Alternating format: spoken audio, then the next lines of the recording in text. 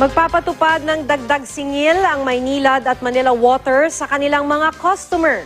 Para sa mga customer ng Maynilad na kumokonsumo ng 10 cubic meters pababa, tataas ang inyong water bill ng 15 centavos simula April 1. Sa mga kumokonsumo ng 20 cubic meters bawat buwan, magkakaroon naman ng 57 centavos na dagdag sa monthly bill. 1 peso and 17 centavos naman para sa mga kumokonsumo ng 30 cubic meters kada buwan. Ang Manila Water magkakaroon din ng rate hike.